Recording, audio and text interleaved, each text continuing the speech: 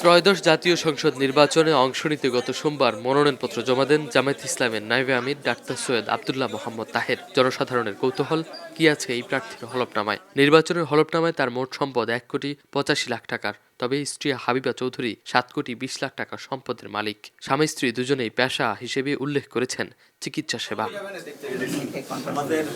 প্রার্থী ও তার স্ত্রীর 54,88,235 টাকার অকৃষি জমি রয়েছে। সেই সঙ্গে আছে 3টি বাড়ি, যার মূল্য 3,22,53,700 টাকা।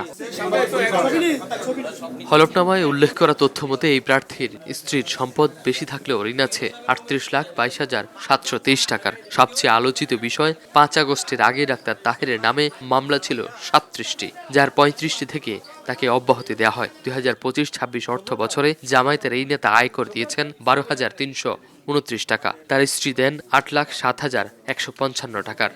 আপনারা আমার জন্য দোয়া করবেন এবং আমাদের মার্কা পাল্লা, এই পাল্লা মার্কায় চট্টগ্রামবাসী ঐক্যবদ্ধভাবে এককভাবে সমর্থন জানিয়ে নির্বাচনের দিন আমাকে বিজয়ী করবেন।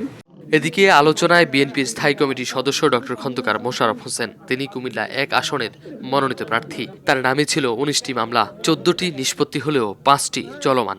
এই প্রার্থীর কৃষি খাত, বাড়ি ভাড়া, ব্যাংক ও আমানত সুদ থেকে বার্ষিক আয় 83,95,082 টাকা। তার অস্থাবর ও স্থাবর সম্পত্তি আছে 20,05,171 টাকার। স্ত্রীর আছে 15,05,45,297 টাকার সম্পত্তি। ডক্টর খন্দকার মোশাররফের আছে একটি ফাজেরো গাড়ি, একটি হার্টজিপ হুন্দাই, একটি শর্টগান ও একটি রিভলভার। এছাড়াও ঢাকার মোহাম্মদপুরে 5 তলা, স্ত্রীর গুলশানে 6 তলা দালান। এই প্রার্থী 1 বছরে আয়কর রিটার্ন জমা দিয়েছেন 24,82,515 টাকা। তার স্ত্রী জমা দিয়েছেন 2,53,674 টাকার। এদেশের মানুষের যে পরিকল্পনা, সেটাকে তারেক রহমান এদেশে বাস্তবায়ন করবে এবং এর বাস্তবায়নের মাধ্যমেই দেশকে প্রতিষ্ঠিত করবে ভবিষ্যতে। কুমিল্লা 4 দেবিদ্বার আসনে ত্রয়োদশ জাতীয় সংসদ নির্বাচনে প্রথমবারের মতো অংশ নিতে মনোনয়নপত্র জমা দিয়েছেন জাতীয় নাগরিক পার্টির দক্ষিণাঞ্চলের মুখ্য সংগঠক হাসনাত আব্দুল্লাহ। 27 বছর বয়সী হাসনাত হলফনামায় উল্লেখ করেছেন বার্ষিক আয় 12,53,539 টাকা। স্থাবর ও অস্থাবর মিলিয়ে তার মোট সম্পদের পরিমাণ 50 লাখ টাকা। অস্থাবর সম্পদের মধ্যে রয়েছে 13.5 লাখ টাকা নগদ, ব্যাংকে 3,03,000 টাকা এবং 26 লাখ টাকার সোনা ও মূল্যবান ধাতুর গহনা। তবে তার নামে কোনো কৃষি বা অকৃষি জমি কিংবা বাড়ি নেই। হলফনামায় তিনি উল্লেখ করেছেন বর্তমানে তিনি ব্যবসার সঙ্গে যুক্ত। তার নামে বা পরিবারের কারো নামে কোনো মামলা কিংবা ঋণ নেই। 2025-26 অর্থ বছরে তিনি আয়কর জমা দিয়েছেন 1,05,531 টাকা।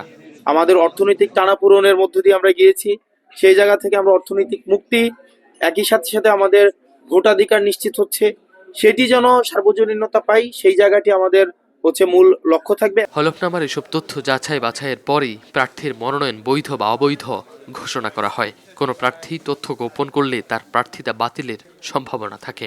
হলফনামায় মিথ্যা তথ্য দিলে বা যদি আপনার হলফনামায় গোপন করে তথ্য, সেই ক্ষেত্রে রিটার্নিং অফিসার মনোনয়নপত্র বাতিলও করতে পারেন।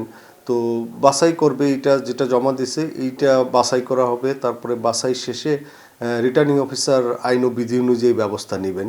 ত্রয়োদশ জাতীয় সংসদ নির্বাচনে কুমিল্লার 11টি আসন থেকে 107 জন প্রার্থী মনোনয়নপত্র দাখিল করেছেন। আব্দুল্লাহ আল মারুফ, স্টার নিউজ, কুমিল্লা।